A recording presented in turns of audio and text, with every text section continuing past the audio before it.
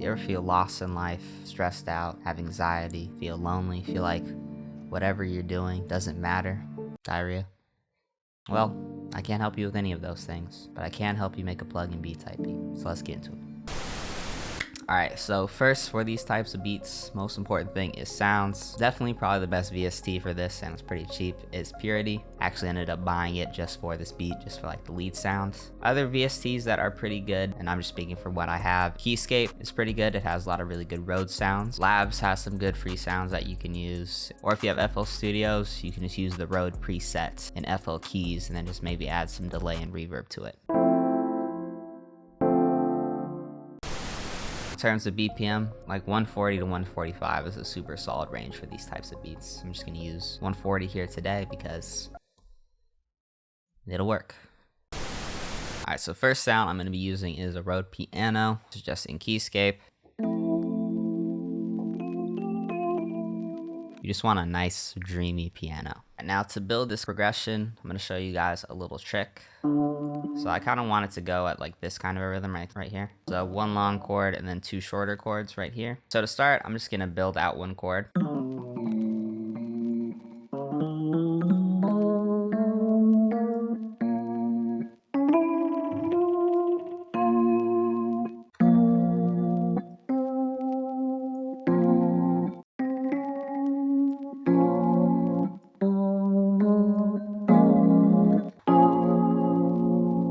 So since we have that one chord already, all we gotta do is just pull this over here. Then we're gonna just drop this down 5. 1, 2, 3, 4, 5. That's just a really easy trick you can do with any chord. And then I'm also gonna take this and then let's drop it down 4. 1, 2, 3, 4. That doesn't sound good, so let's try moving a few things up.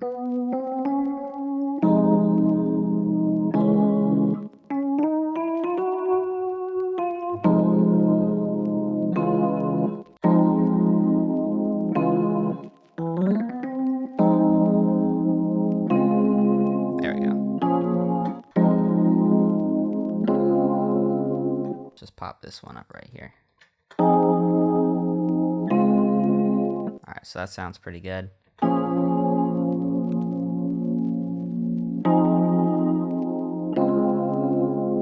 The more notes that line up, the more likely it's going to sound good. Or if you just see a note that's used in another chord, then that's typically a good sign that it might sound good. Then what you're gonna do to make this a bit more interesting is you're just gonna take your blade tool and you're gonna just kind of add cuts at like a specific rhythm. Kind of up to you to figure out where you want to put them. But let me just do that really quickly.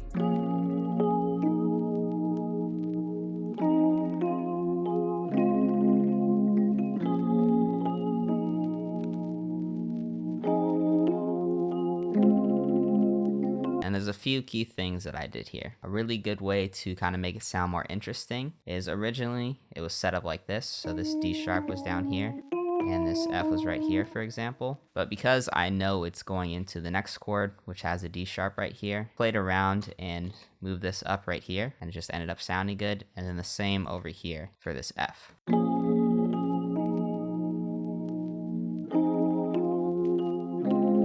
Then I went to Alt S just to strum everything. Otherwise, this is what it would sound like.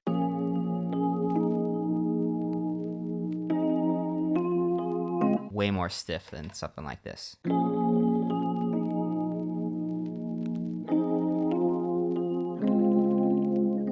Spreadable effect. I just turned it down a lot. Usually I'll do that if I'm adding it to like a key instrument and not a texture. Some RC20 and then just cut out some low ends.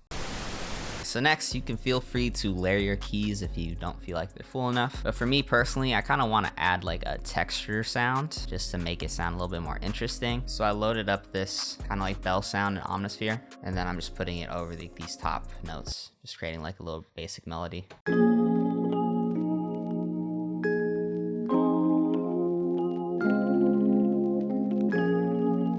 Makes it a little bit more dreamy. But I want it to be more like textury. I'm adding tremulator just on the default effect, a little bit of portal. And then because I want it more as like a texture, I cut out a lot of the highs and the lows, so it kind of sits more in the background.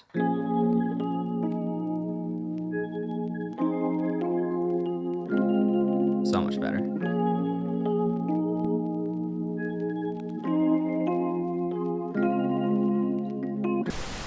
Next, we're on to lead, and this is arguably the most important part, as this is like the really catchy part. Like, you know it's Pluggnb when you hear this sound. I literally bought Purity so I could get this sound. It's just the simple sine lead. And you'll hear this same lead on like tons of different songs. So definitely get this plugin if you like making these types of beats.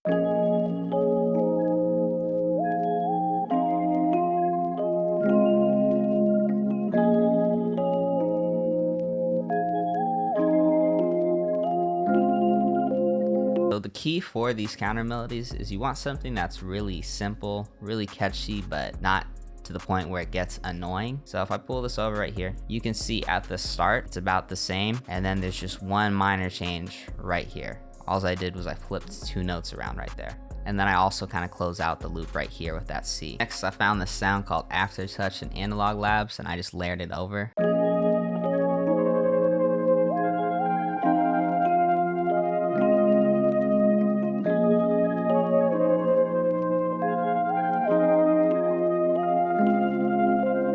And today I'm using my new drum kit, Glitch. This is a great drum kit if you want more unique sounds that you can actually use in a beat, because you don't want a kit that's like so unique that you can't use any of the sounds, right? First sounds we got is just 2 snares. So the first snare is just hidden, where the snare always hits. And then the second snare, what I ended up doing is I added like a little snare roll and then kind of like a preview of that roll, and just played with the velocities and lowered it a lot so it sits more in the background, but it sounds pretty cool.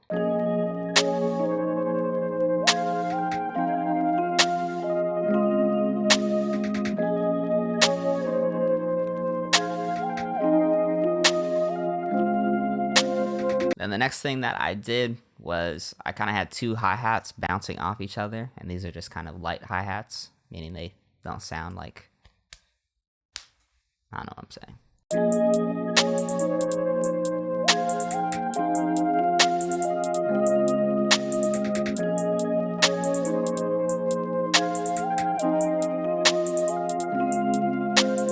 Then I just added this open hat sound right over here, as well as a chant, because chants are like super common in these types of beats.